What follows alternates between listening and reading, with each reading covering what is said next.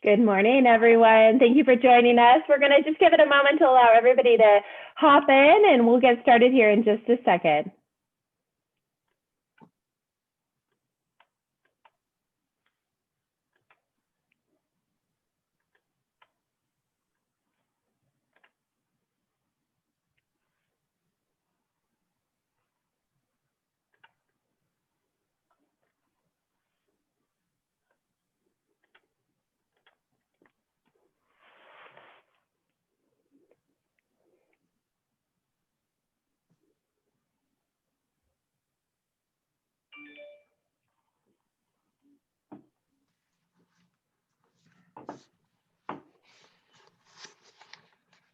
Okay, well, let's go ahead and get started. Good morning and welcome, Chamber members and guests. My name is Cami Welch. I'm the president of the Arvada Chamber of Commerce, and we're incredibly grateful that you've joined us today for our annual Mayors Roundtable. Before we get started, I would like to take a moment to thank the elected officials and dignitaries who've joined us today. As you all know from a few of these events in the past, it's a little bit more clunky as we do it via Zoom. So if I missed you, please don't be shy about throwing your name in the chat box so that we can make sure to recognize your attendance. Of course, today, being our Mayors Roundtable, we have a variety of mayors who have joined us. I'd like to welcome Arvada Mayor Mark Williams, Golden Mayor Laura Weinberg, Lakewood Mayor Adam Paul, Westminster Mayor Herb Atchison, Wheat Ridge Mayor Bud Starker. We additionally, from the Arvada City Council, have Mayor Pro Tem Dot Miller, Bob Pfeiffer, John Marriott, Lauren Simpson, and Nancy Ford. Also joining us is Senator Rachel Zinzinger, newly elected Representative Lindsay Doherty, Representative for a little bit longer, and new Commissioner Tracy Kraft-Sarb. From the Arvada Fire Board, we have Andrea Romero and Bob Loveridge. From the Apex Board of Directors, we have Liz Tomsola and Alan Fletcher from the Fairmont Fire District. We also have from the RTD Board of Directors, Shelley Cook. Thank you all of you for joining us today. We also want to take a moment to thank all of our incredible sponsors who make these events possible, as well as all that the Chamber does. On your screen, you see the many wonderful partners and sponsors that the Chamber has, and we are incredibly grateful to all of them for their continued support and investment in the work we do for Arvada. I'd like to take a moment to do a couple quick Chamber updates for you. There's still a lot going on as we round out the year, but I wanted to start these updates with just a big thank you. As we all know, 2020 didn't go as planned, and you've heard us say this many times, but the resilience of our community has been incredible, and we've really appreciated the continued engagement and support of everybody in the Chamber and the community holistically. These events at these community impact forums have continued to see record attendance, and we're so glad that there's still a level of interest and excitement about learning about community. I want to do a big thank you to our Government Affairs Committee and Board of Directors who are integral in all of our advocacy and community efforts, and I want to give a big thank you for all of that throughout this year. I also want to take a note and a time to encourage everybody to support our newest version of Chow for Champions. We're excited to be feeding the police department and fire department in partnership with City Council member Lauren Simpson and other incredible partners to make sure that we're taking care of those who take care of us. So if you're able to contribute to Chow for Champions Holiday Edition, we'll make sure that that link is in the chat box so you can take advantage of that. We also wanted to take a moment to share with you the new campaign that the Chamber is launching here to really encourage us to support our local economy. All of us on this phone call know that it's really incredible the support that we can give to our local businesses, and we need to continue to do that now more than ever. So over the next 30 days, we're going to encourage all of you to do your part to help our economy continue to thrive, especially as we move into level red. So you'll see coming out from the Chamber here soon, the All In Arvada campaign, where we're really encouraging you to pick 5 ways over the next 30 days that you can make a difference for our local businesses. You'll see more coming out on that shortly. I also want to take a moment to note that we have a new podcast called Win. It's What's Important Now. So we're going to continue to keep you apprised of all that's going on, whether it's public health related or otherwise, as we move into 2021. So stay tuned for more episodes of that. So with that, I'm going to get us going on today's event and introduce our moderator. I will do a quick reminder that your chat box is open. I encourage you to use that, but make sure that we keep that as a positive place as we go through today's event.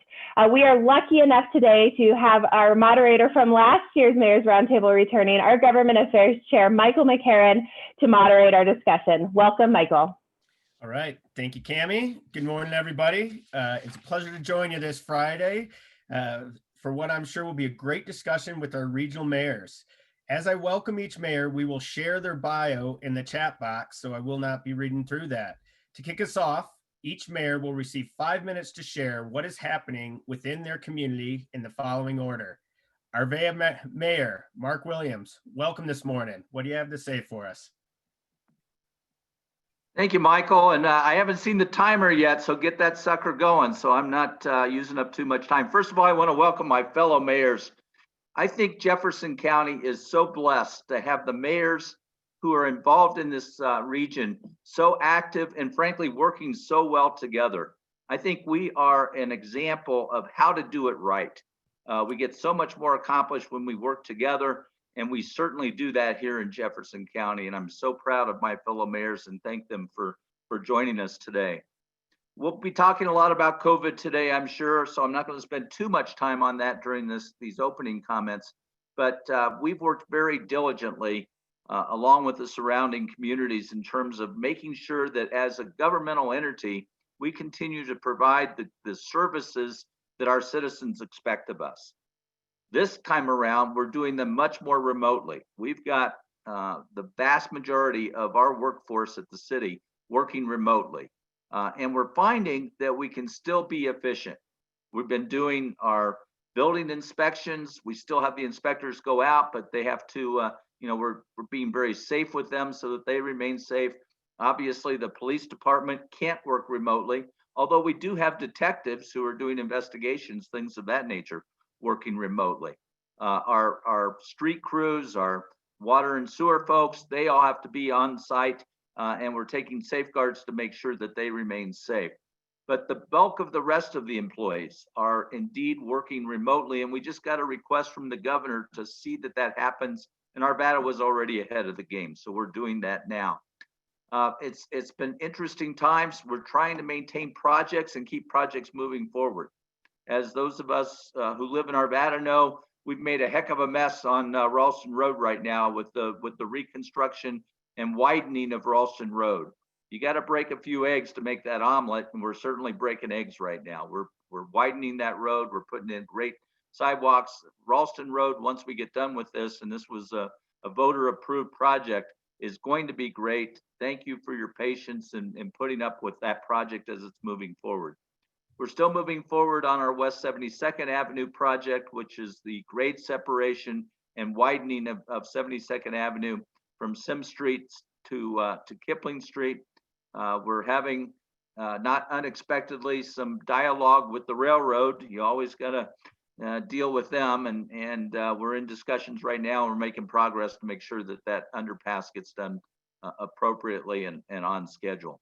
You're seeing a lot of construction there on the section of Ralston Road down by the Arvada Central Park.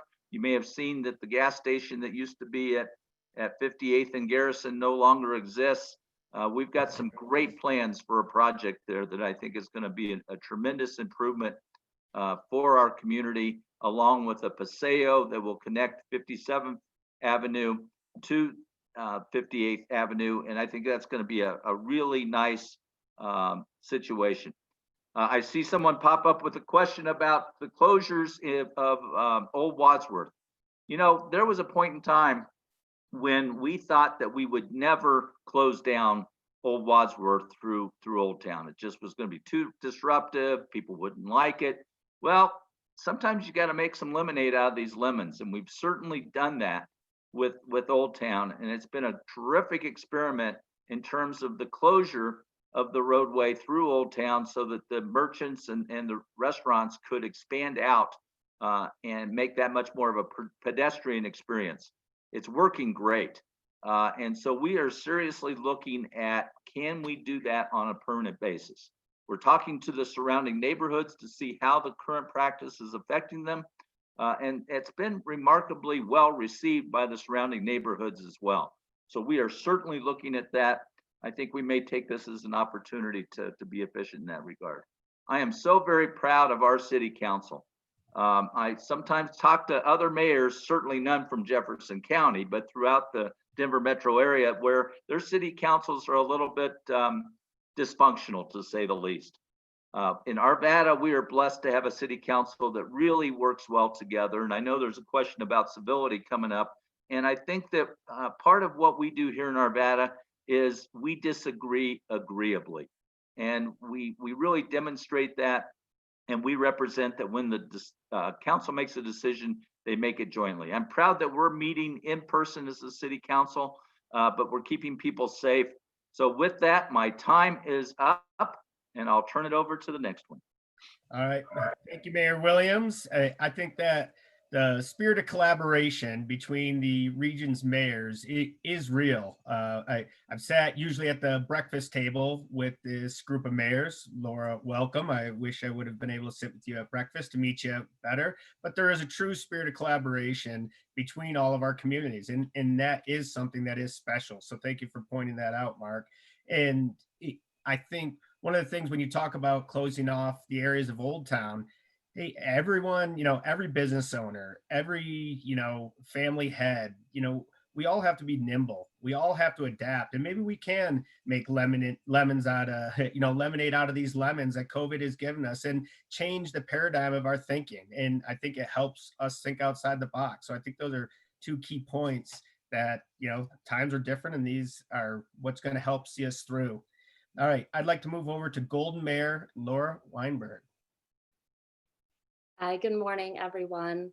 It is great to be here. This is my first roundtable, so I don't know what to expect. I'm sure it would be a lot better in person where I could see all of you. I was sworn in January, so this is my first year as mayor of Golden. And I'd echo a lot of what Mayor Williams has already said. But I do want to, before getting more specifically about Golden, I just want to acknowledge that this has been a really tough week. I don't know for all of you out there, but for me, in all of the hats that I wear, it's another rough week. I know we've had a lot of them this year, but this year we've had new public health orders. I'm trying to still do my job as mayor. I've got kids now doing virtual learning from home. So you've got kids in Jefferson County Public Schools. I hope you're doing well in your household with virtual learning. And I think we can all look forward to the break next week for Thanksgiving. My husband and I also have a small business in the entertainment industry. It's a restaurant, bar, axe throwing venue.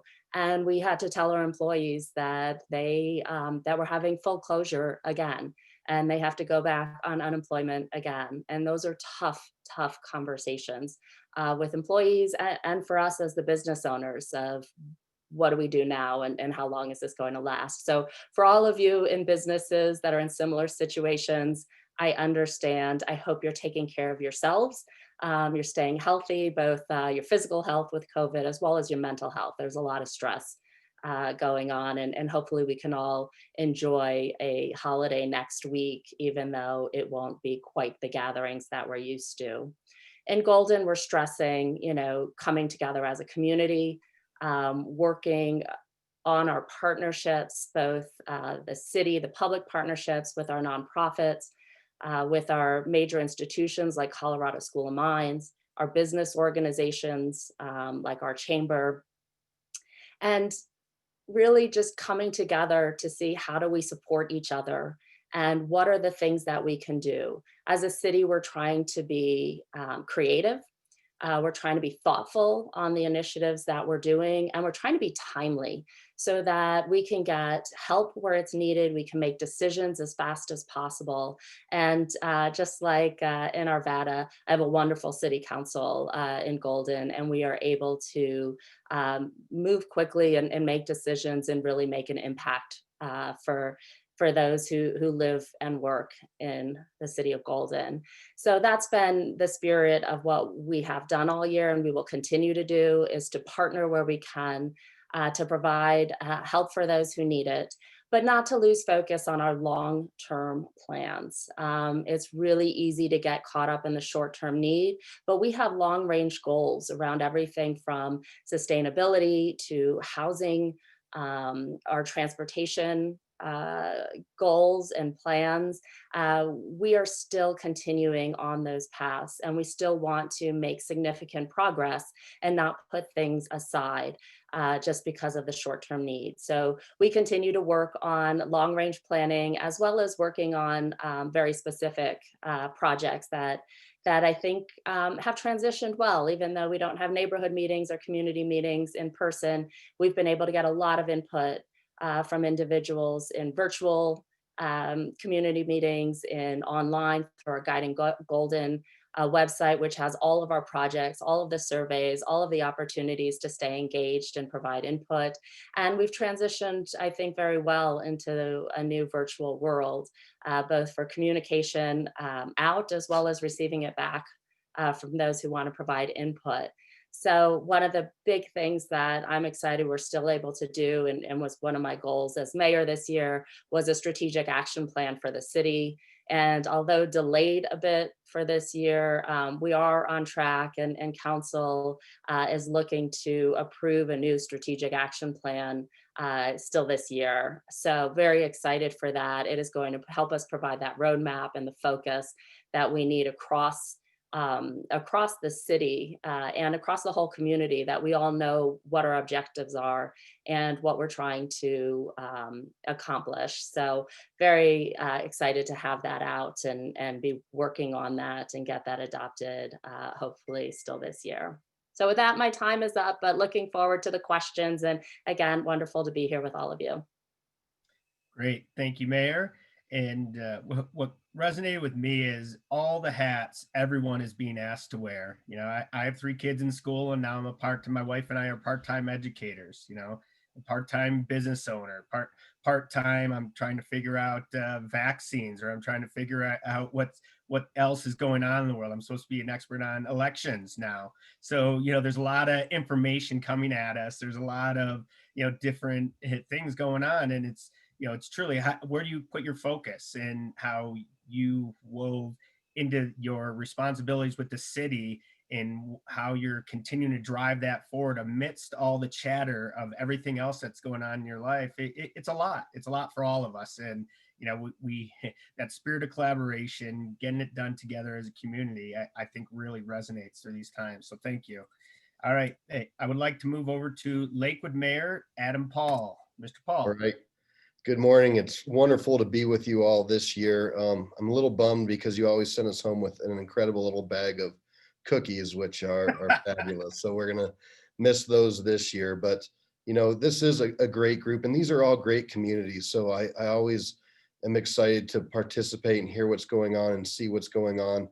All these cities are doing wonderful things. And I also, not only do we work well together, and for the most part really do like each other, we work well with our county commissioners, and that's another unique thing here, I think, amongst the Jeffco group. And I know some of our commissioners are with us today, and that relationship is so important, especially during this time with the CARES dollars and those sorts of things that come through the county. And so they've been a great partner to help us get those dollars, get those pushed out. And I want to give them a shout out. I also want to give a shout out to Mark Williams.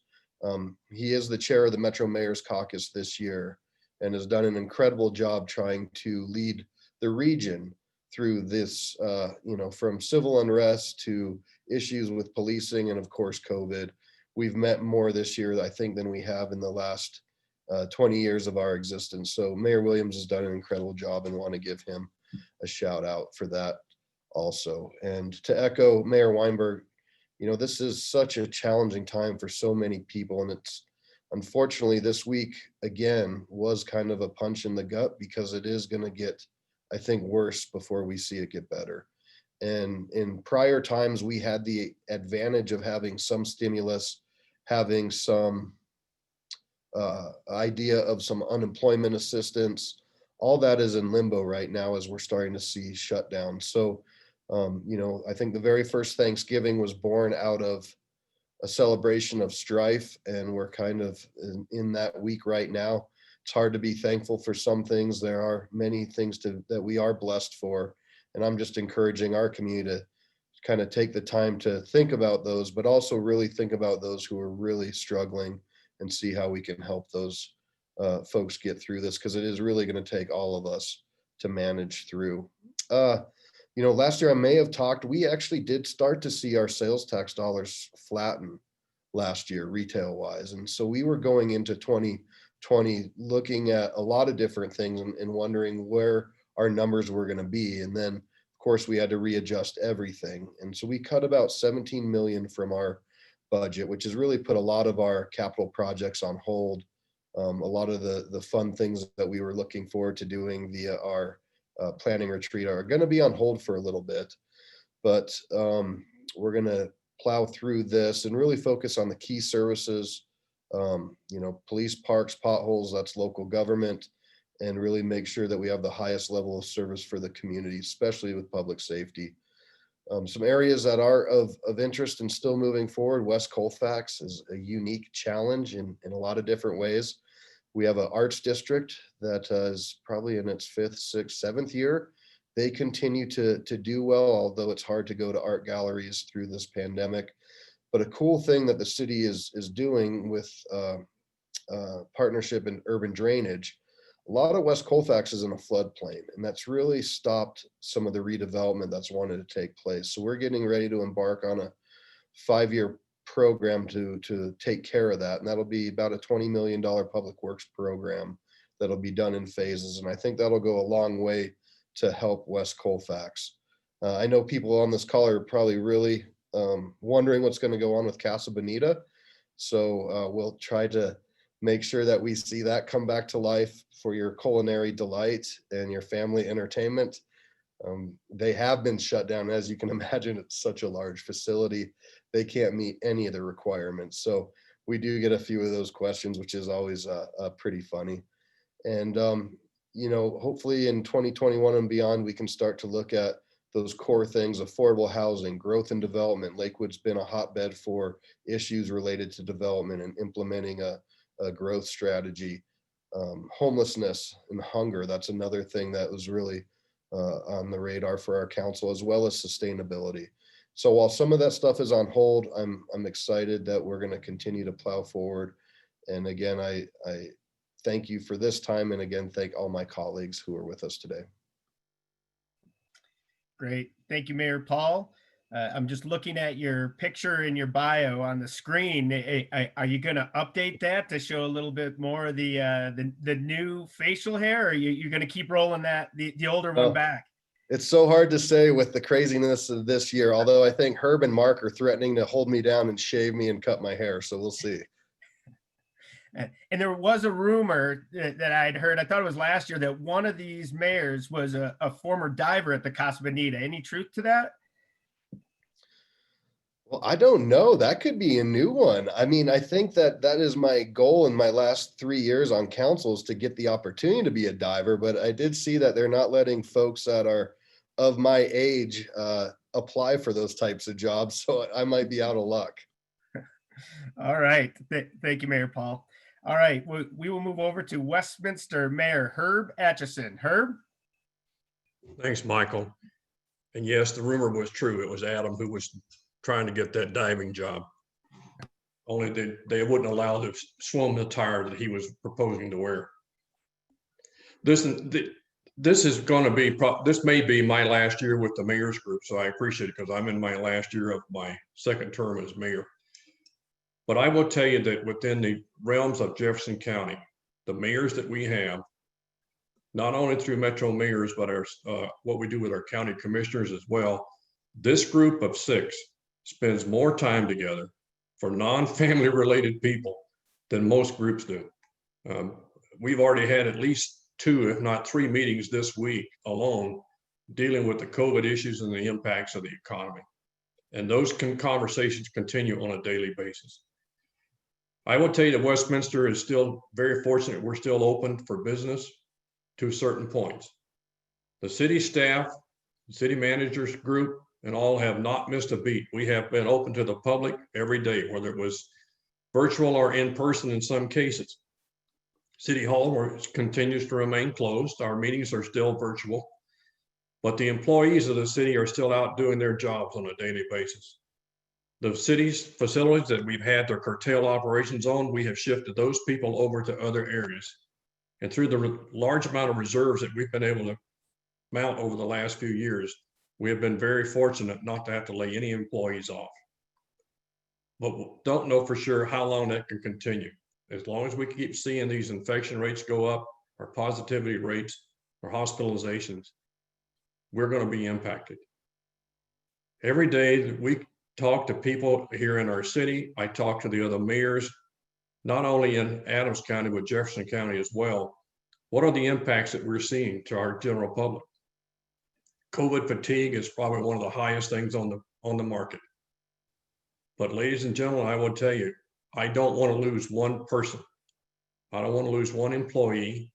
And more importantly, I don't want to lose one business. We ask you please to help us in every way you can. I do a meeting similar to this every Monday morning with the Westminster Chamber for a 30-minute update on what's going on in the city. And I'm sure the other mayors are putting out information just as fast as they can about the changes that are going on. We've been fortunate that our developers and builders have stuck with us. Our downtown is still moving forward. We have more openings planned after the first of the year. We have a hotel that's going to open up next month. I would love to have the Alamo Draft House back open, but it's still a challenge for them to try to get things open at the theater. But our restaurants in town are starting to switch over, starting today, back to the carryout. But we will see impacts. We will see people losing their jobs, as Laura talked about earlier. But we, working as a community, regardless of what county we're in, and Arvada and Westminster are both in the same situation of living with two counties. But trying to balance that bridge between the two counties at times can be challenging, especially when we have two health departments and we have groups that are not in line with each other. But by working together with our county commissioners and with our health departments and us as mayors, I think we'll see the challenge that we can deal with to a certain point. But there will still be those who we need to remind once in a while that guys, we're in this together. Don't go out on a limb by yourself. If you need help, call us. Michael, I'm going to cut off there and turn it back to our last mayor in the group. All right. So, well, Herb, I will certainly miss you if this, in fact, is your last forum and your last go as mayor. You know, your common sense, direct, you're the definition of a straight shooter. You know, even when it's something that is hard to say or people don't want to hear, you give it direct, and, you know, you've always been straight. So I appreciate that very much. All right, we will move over to Wheat Ridge Mayor, Bud Starker. Bud? Thank you very much, Michael. And I want to take a minute to thank the Arvada Chamber of Commerce for holding this forum on an annual basis. This is my third year, and I really enjoy being there in person. Not only the goodie bag that Mayor Paul mentioned, but you know, a great breakfast that goes with it. I'm not a big breakfast eater unless someone else is making the bacon and eggs. But I want to thank all of our participants today, because we have, I know in Jefferson County and in Arvada, we have a tremendous business community, and we have a lot of great support for our businesses in the community. And I think the thing that's impressed me about the challenges that we've had in 2020 is the creativity that we've had coming around supporting one another and supporting our community, supporting our businesses, trying to work for public safety as a group.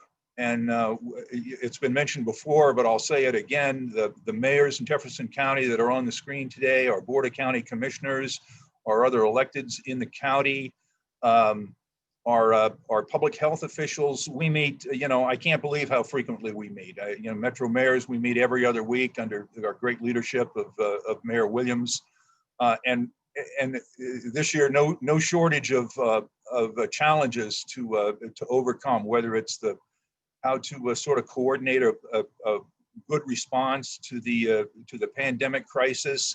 Looking at social justice and equity issues that have come to the fore has provided a new set of challenges and a new set of opportunities. And I think not only our electeds, but the citizens that and residents of our communities have embraced the challenges that are out there with us. And when you sit back and think, I wrote the article on thankfulness for the local paper this in November, and I was I started out kind of bummed out that there's a lot of contentious things happening and not a great year. But when you step back and look at all of the support that our community has come together and provided, there's really a lot to be thankful for. As a city, we have been faring well. We are still meeting virtually, but we, like Mayor Atchison noted, have not missed a beat as we sort of continue to provide services to our community. We, as a community, have a lot of great things going on. We have development going on all around town on the west side with Clear Creek Crossing, development happening at the Gold Line. We have a major rebuild on Wadsworth Boulevard about to kick off. We've got new small businesses and entrepreneurs with the faith to open up on 38th Avenue to continue to build our Main Street project there. We've got, I think we've got close to 1,500 multifamily residential units that are coming online. We've got neighborhood strategies, and we're reaching out to our communities and in the neighborhoods to make sure that they feel connected, that they feel like they have a voice in their government. They've got a way to influence things that happen in their personal lives, and a way to work together and really create a community feeling out of the city. So, a lot of times it's been a little bit lonely, when you get those hard emails and hard telephone calls from your citizens that you're trying to think of an answer to address. What are we doing about homelessness? Well, it's a crisis. It's a problem in all of our communities, but we're addressing it. We're going to talk about that later today. So I'm in my third year as mayor. This has been an incredible honor for me to sort of be associated with the mayors and the other electeds that I have to interact with, and also the citizens that really come to the meetings and support one another and support the work that we do together. So I've got a couple of minutes left, but let me turn this back to Michael. We've got some great questions coming up later in the program. Thank you. Thank you, Bud. I'm beginning to think cookies may be the mayor's comfort food for everybody. Maybe that's why, as we're all going through the stress of running a city, that cookies may help out. So we'll see if we can get a gift bag over to you guys. All right, we will now move into the Q&A section of today's agenda. I will ask the question, and we'll give each mayor a chance to weigh in within a 1-minute time frame. Mayor Starker, will stay with you since you had the floor. COVID-19 has placed an immense amount of strain on local businesses. How has your community responded to these challenges? Bud, check your microphone, Bud. Thank you. Our community has really stepped up individually and as a community to support our businesses, and we've encouraged that dialogue and that cooperation through our city staff and our outreach. We've used CARES Act funding. We created 2 rounds of business grants for a total of $500,000. We developed a website called Eat Ridge and Biz Ridge to promote local businesses. We provided banners for our restaurants promoting takeout meals and delivery here on their products. We purchased PPE, masks and sanitizers. We implemented a business revitalization strategy to reimburse for COVID-related costs. We continually update our website and pushed out information on COVID-related topics and how the citizens can help us. Thank you. Thank you. We'll move over. Same question for Mayor Atchison. I think the biggest thing we've done, Michael, is our Westy Rise program and our food programs. Through Westy Rise, we've given out almost $2 million in grants to our local businesses to help them pay for everything from mortgage payments to utilities to employees. And we also have a weekly food basket giveaway at one of our rec centers to those that are in need. But the biggest part of it is making sure that our businesses are aware where there's funding available or grants potentially. Looking at CARES dollars, the city put some money into it themselves. So we've been trying to keep as many of our businesses and people on a payroll of some kind as we can. Great, thank you. Same question, Mayor Paul. We've done a lot of what you've heard. We've tried to do those strategies, connecting people to resources, making sure there's a good clearinghouse and great communication from our economic development team. The other thing that we've done, and we've done this collectively, is tried to lobby our federal government partners and other levels of government to the needs and the reality of what we're seeing. And we're going to continue to do that. That's a big part, is advocacy.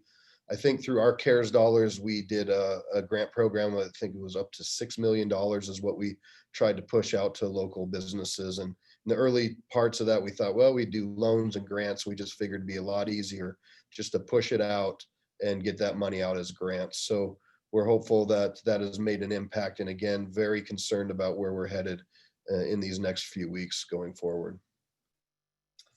Yeah, indeed. All right, Mayor Weinberg.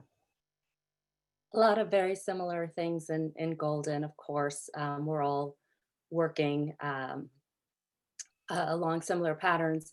The couple of things that I want to highlight is in Golden, we are not just the city of Golden providing the grant funding and communication and information, but we're working through partnerships with our Golden Chamber, with Visit Golden, which does a lot of the promotion and outreach and marketing to folks about businesses and opportunities in the city.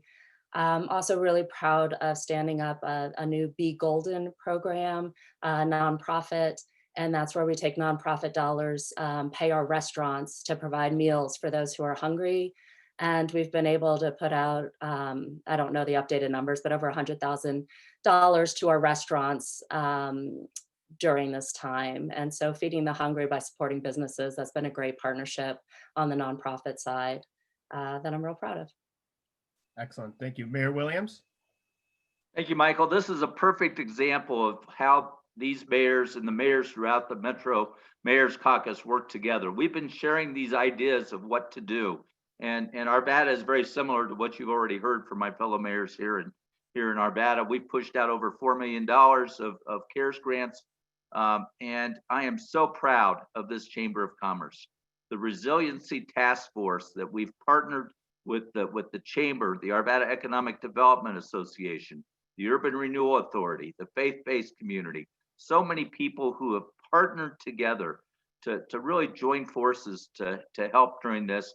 And I'm so proud of our citizens, you know, the ones who are going out there ordering takeout on a frequent basis, the ones who are funding the first responder meals, all those things. And Cammie talked about a lot of this as we began. Those are incredible programs that we've all come together on. And so we're going to make it through this. Thank you. And I think you all can be proud of what all your cities have done, you know, because we all got to pitch in, everyone has to help, and it's been substantial. It's making a difference, and we just got to keep it going because, as Mayor Paul said, I think we have some darker days ahead. All right, we will now go into homelessness. Homelessness continues to be on the minds of many. How is your community addressing this critical issue? And I'll start with you, Mayor Williams. Thanks. Yeah, it's a huge issue. And certainly we're seeing it in Old Town Arvada in particular, and we're seeing it along I-70 and so many in parks, things of that nature. All of the cities, in conjunction with the county commissioners in Jefferson County, have created this navigator program where we have mental health professionals, social workers going out with the police officers to be able to get these homeless attached to resources, help them navigate their way out of homelessness. Our city managers, county administrator, all work together. We've all retained individuals on our teams to take on this responsibility, but that's been just a great thing. And this came up before COVID, and it's obviously been compounded by this. Thank you. We'll move over to Golden, Mayor Laura Weinberg on the same topic. Yeah, so it is a regional approach, which I think it's a regional problem. So you have to have regional solutions and really, excited to see it come together. It was some years ago, I think, when we met in Westminster, all the city councils, and started this discussion about how do we address homelessness. And so it's wonderful to have a program in place, having people hired. I think Mayor Starker can talk about if our shared resource is almost hired, but Golden, as a smaller community, we don't have a full-time, we are sharing a navigator. And that's the type of approach we need for these really large challenges: homelessness, affordable housing. All of these issues cannot be solved by one city alone. They don't exist just within city borders, and the partnerships that we have here and with the county are really what's going to move us forward. Thank you, Laura. Mayor Paul? Yeah, we've really been trying to work hard on the partnerships. We have what's called the Community Action Team, which is a whole new unit of our police force, which is, I think, now up to 10 agents and 2 sergeants. And then we have the 2 navigators as well as mental health professionals, and really trying to connect people to resources. Unfortunately, with everything that's happening, our severe weather sheltering program, where we used to take people to churches, that's a challenge with COVID. I've heard from folks at the school district that there's an increase in homeless students. So we got to continue to come together and find ways to solve this. And I'll say this, and I know some hear it from me a lot, but we all fund an animal shelter in Jefferson County, and we have no true sheltering for human beings or families. And I think that's a major goal for all of us, is to see that get pushed forward, but not just a shelter, but something that has wraparound services, so you can really try to move people from the streets to a different part or a different place in their life. Thank you. All right, we'll go over to Mayor Atchison. I think there's a couple of things that we're all trying to do, and one is to find services for these people. So like many of the others, I have 2 full-time staff. Their jobs are to go out to each of the camps as we find them, and we're finding new ones every day, to make sure that those people are aware that the services are available to them, how to get to them, but also to check on the cleanliness and to make sure we're not creating a hazardous waste site where they're living, and giving them the opportunity to clean them up.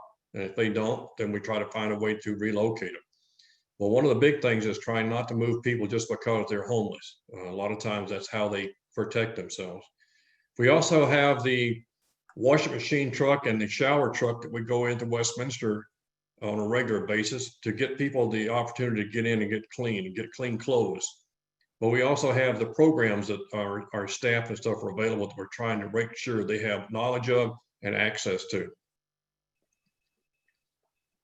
Thank you, Mayor. We'll go over Mayor Starker. Thank you. We also, we participate with Golden and Edgewater to share a navigator that Mayor Williams has talked about. We're all very involved in the Metro Mayor's Caucus. We have a Housing, Hunger, and Homelessness Committee. We support the Metro Denver Housing Initiative,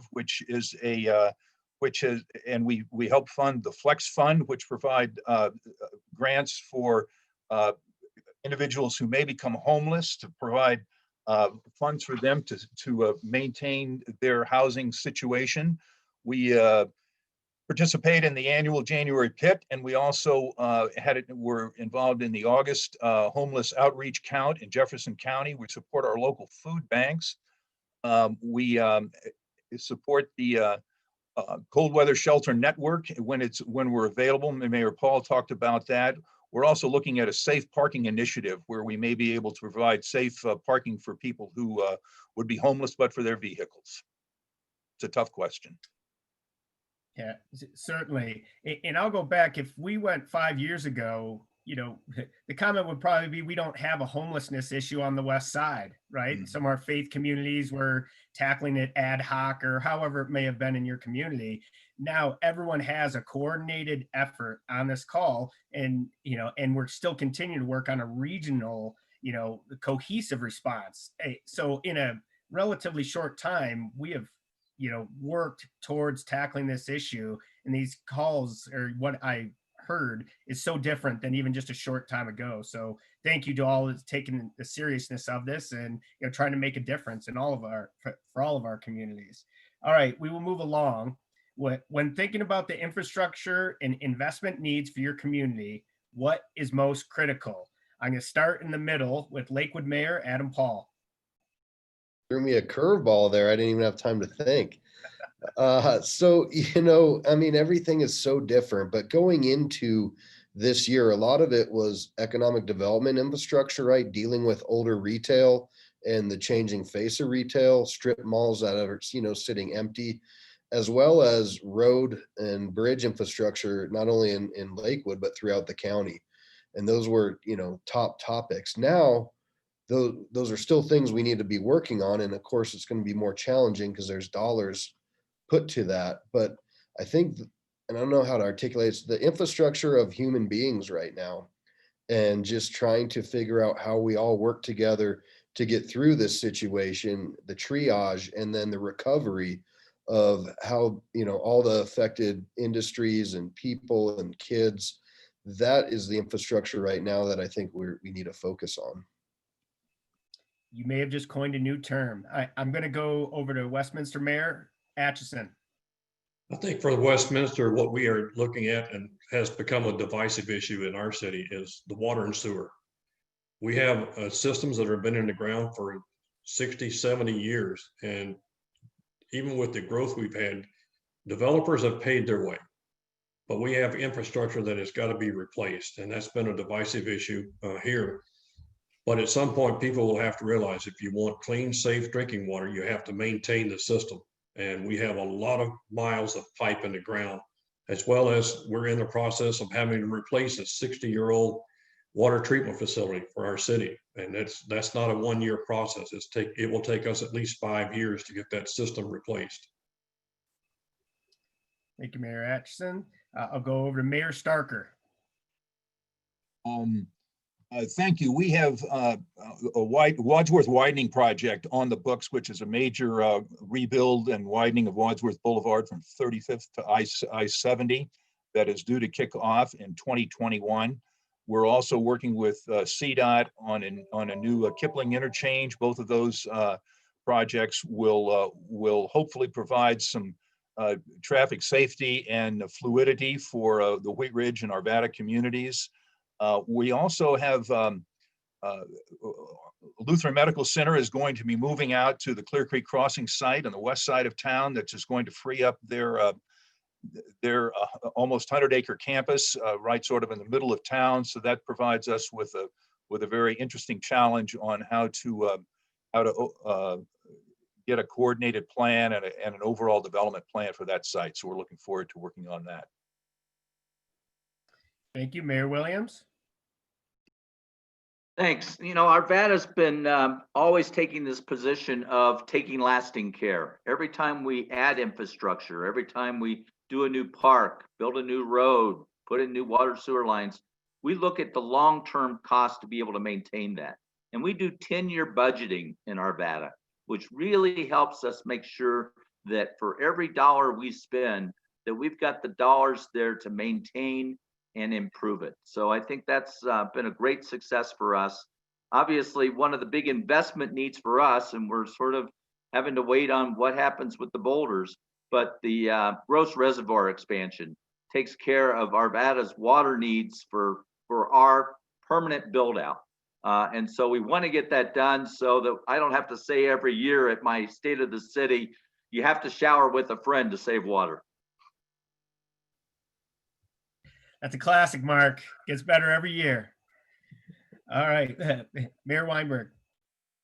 That's great. Yeah, we have water in Golden, so I don't have to say that. But we also take the same approach on maintenance of our infrastructure, and we have for many years. The three areas that I think of where we need investment are long-range plans and goals. And the order might have been different in other years, but this year, the first one I'm going to say is broadband. It certainly has risen. It's been in our plans. We need that build out. And this year has certainly shown why every sector, every part of the city needs access to reliable broadband. The next is our sustainability goals. Clean air and clean water are what drives so much of what we have here in Golden, and it's so important for us to be able to improve upon that with our sustainability objectives. And then finally, transportation and mobility, both highway around Highway 6 and 93, as well as trails like Peaks to Plains Trail that is getting ready to finish up through Golden here soon. Excellent.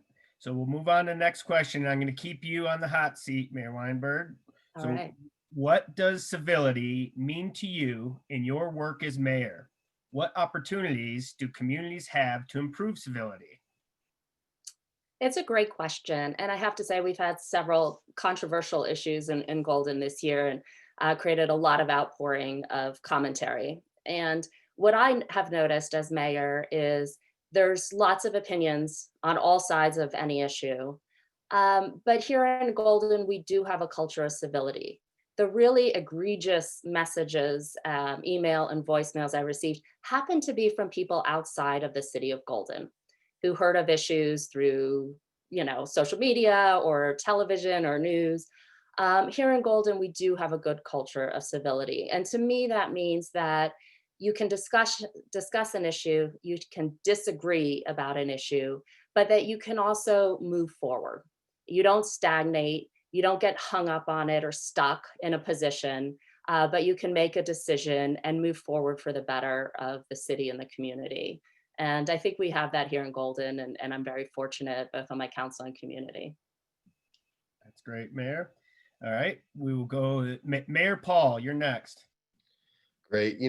Early on, and when I started running for council years ago, somebody said, say what you mean, but don't say it mean.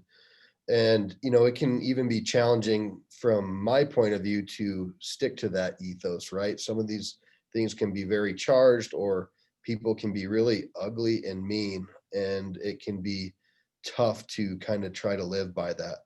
But by and large, it's a vocal minority that can really kind of make things challenging. But when you look at a city as a whole and realize you represent a city of 155,000 rather than 20 angry voices, it puts a lot in perspective. But this is something we need to really continue to work on, I think, at every level of government, top down for sure, because I think we've lost a lot of that in many areas, and good people are getting lost in the conversation because of the negativity or not wanting to participate or have their voices heard.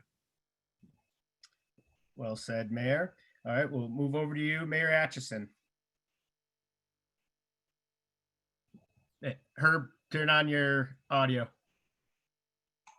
Trying to make people not feel disenfranchised so that they understand that they have a voice and the ability to speak. Michael, you mentioned being a straight shooter. I think that's a big part of it. Be honest with people about what's going on and what the challenges are, but also make sure that everyone has the opportunity to speak their voice, whether you agree with it or not, trying to understand they have a position. Now, they got to that position through some manner, whatever that is. But the big thing of misinformation getting out and rumors running rampant starts a lot of the issues. So let's try to make sure that what we're telling people is as accurate as we can. Treat them, because think of the pressure that people are under today, that they may say something today that yesterday they wouldn't have. And those are the things that we need to be cautious of. Thank you, Mayor. All right, we'll go over to Mayor Starker. Thank you. I'm really fortunate at Wheat Ridge that the mayor doesn't vote on the dais except to break a tie, which gives me the opportunity to sort of be hopefully a fair and unbiased chair for our meetings. And we try to bring on a respectful dialogue. We use Mr. and Ms. And we try to work collaboratively and encourage dialogue and really make people feel like they got a fair shake, that they were able to come and be heard, and that when the votes were taken, that everybody had a chance to be heard. With what our communities can do, we've reached out proactively to our communities to try to foster neighborhood engagement. We've got new digital tools, communication tools with Wheat Ridge Speaks and What's Up Wheat Ridge to provide a two-way communication between citizens and their elected leaders, so there's more knowledge about what's going on in the city, out in the communities. And I think we've gotten some really good buy-in on that, and some really good support from the members out in the community. Great. Mayor Williams. I think the most important thing is to lead by example. I think that go back and watch our city council meeting on trash hauling, and you'll see a city council that had very diverse opinions. And yet at the end of that morning, because we went well into the morning, we really came out of that as a stronger city council because we listened to each other, we listened to our citizens, we made good arguments, and when we disagreed reasonably. And then what can the community do? Get off of Nextdoor and social media. I mean, that is such a platform for hate, for people venting, and maybe they need that, but there's a lot of times where I'll prepare an email just to lash out and then I'll delete it. Use that delete button a lot more.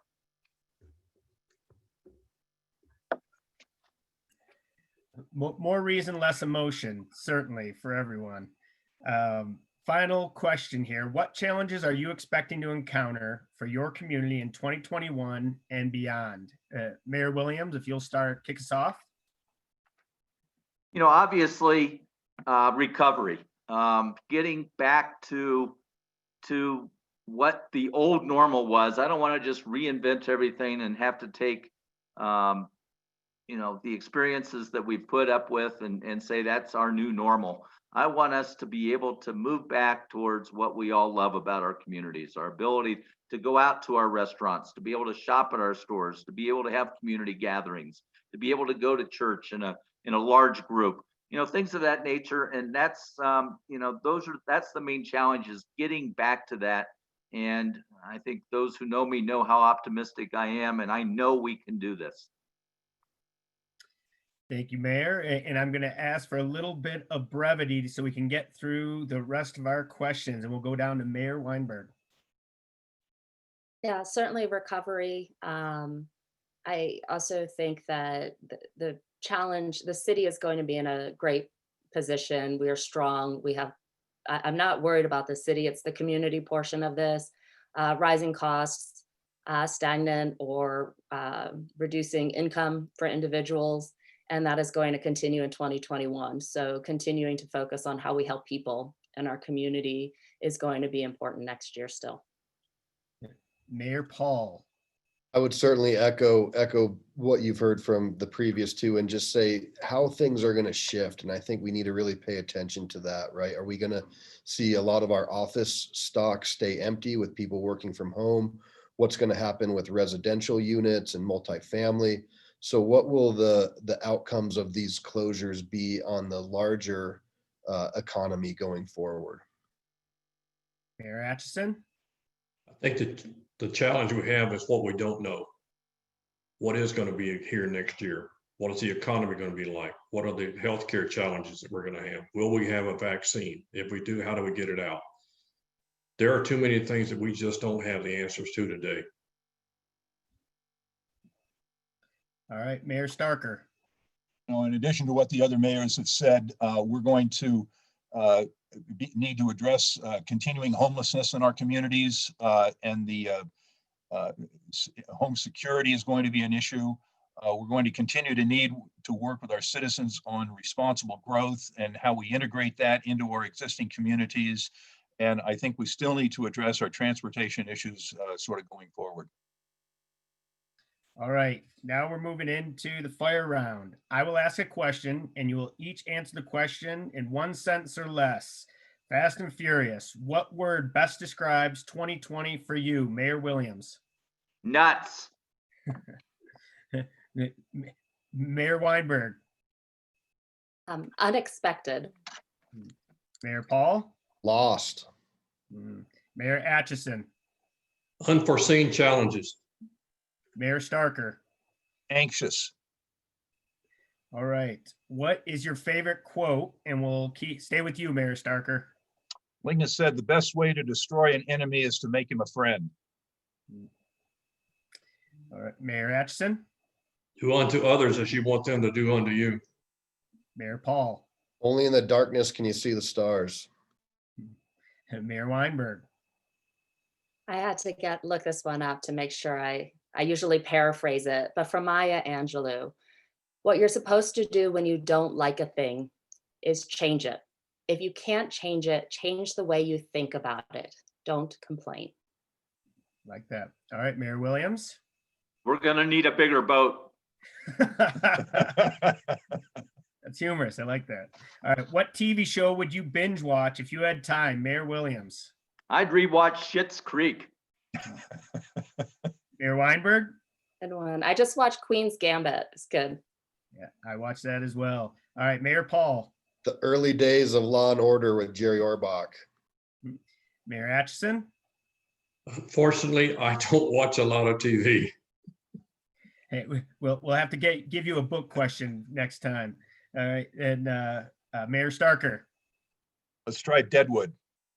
Okay. All right.